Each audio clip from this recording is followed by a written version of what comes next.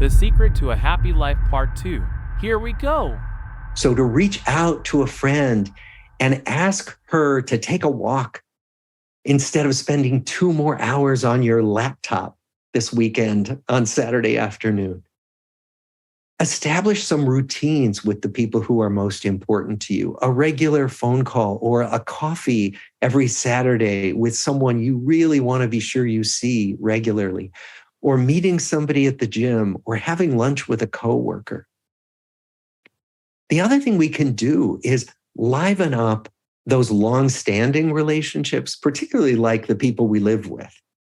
People we can come to take for granted by proposing to do something new, going out on a date, just taking a walk if that's not your usual routine.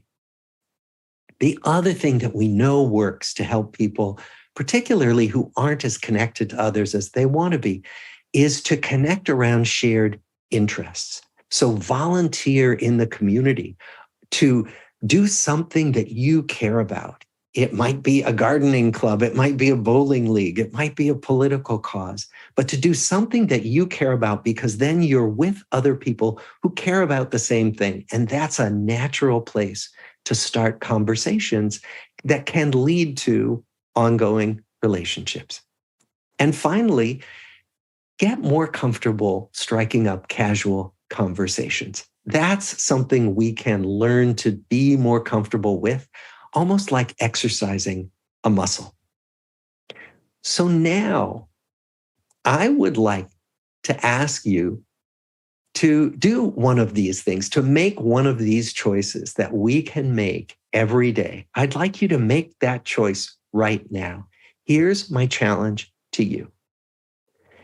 Think about someone you miss that you just haven't seen in a while or you haven't had contact with and you'd like to make contact. You don't even have to have a particular reason. Now, I want you to take out your phone or whatever device you use right now and send that person just a little note. It could say, I'm just thinking of you and wanted to connect. Or you could say something more personal to you and to your relationship. And then watch what comes back to you. And while we're here, we might even have time to share with each other some of the responses that people get when they do this. So think of someone and make contact right now. The point of this simple exercise is to remind us that even small actions can have ripple effects that build our well-being, and that these are things you can do every day in the moment. Thank you.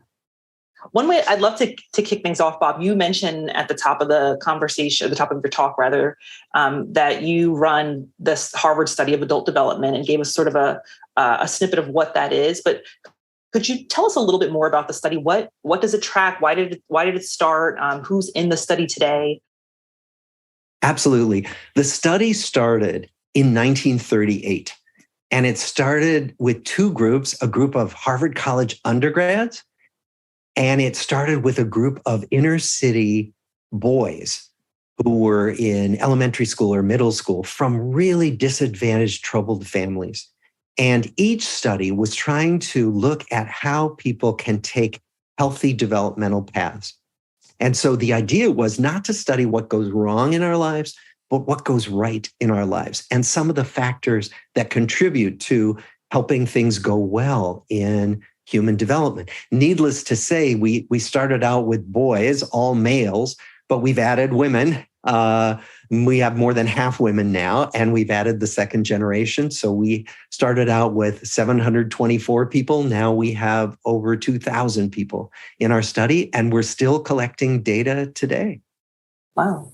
And I know in the book you talk about how the advice you offer, the wisdom you offer is not just drawn from your own study because of some of what you suggested that, you're just now starting to bring women and different generations. And I guess, could you talk about some of the other gaps and why it's been important to also think about some of the other studies out there on life and happiness? Yes, that's a really good point, because particularly in this kind of research, no single study is proof of anything. That what we want is for different studies of different populations. So different ethnic groups, different cultural groups, different geographies, right? We want different studies to point in the same direction.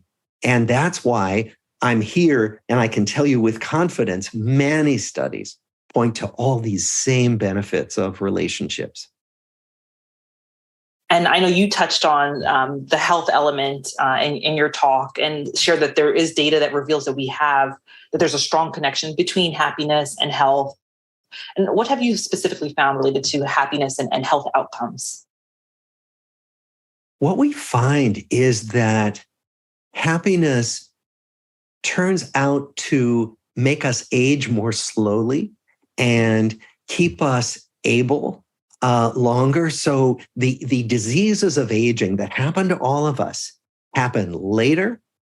Sometimes they don't happen at all in people who are happier, have a greater sense of well-being. And it's because of what I spoke about a few minutes ago, this kind of decrease in chronic inflammation and chronic stress.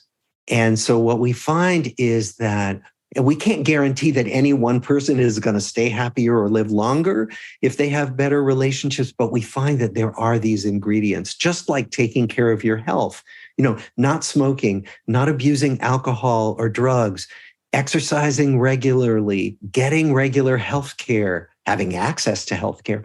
All of those things really matter for our health.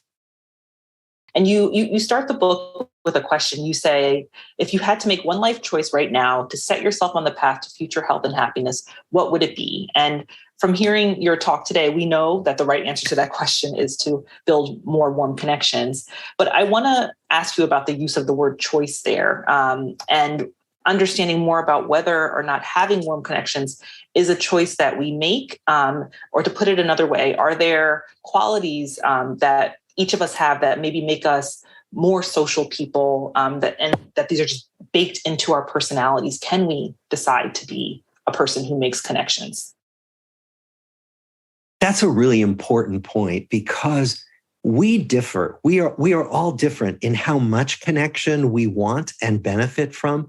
So some of us are introverts, and that's just fine. That's perfectly normal. And introverts don't want a lot of connections. In fact, being with a lot of people is exhausting for introverts. And so some people just need one or two good relationships. Everybody needs a little bit of connection, but some people actually don't need a lot. And so what we want to do is try to figure out for ourselves what's right for me. And that involves really just tuning in and saying, okay, I'm energized by being with a lot of people, so I'm going to do that. Or no, I'm exhausted by being with a lot of people. For me, a quiet conversation with one person is the most energizing thing I can do in the interpersonal realm. And so it's really a matter of discerning what's right for each person. And what factors have you found contribute to that? Maybe things from early in life or childhood that might actually shape our ability to make these connections later in life? Yes. So many of our social skills we learn when we're growing up. We learn it in our families. We learn it at school and on the playground. They can be learned and they can be improved as we get into adulthood. They're not set in stone once we're done with childhood. So it's really important to see the ways that, just like some of the suggestions I made, ways that you can practice getting better at this, because it really pays off. But some people are not so good at this, and they can have perfectly wonderful, happy, healthy lives without being social butterflies and extroverts. And I just want to name that so that people don't go away thinking, gosh, if I'm not an extrovert, I'm out of luck. Not true at all. Many of our happiest people had quieter lives. The interview continues on The Secret to a Happy Life Part 3.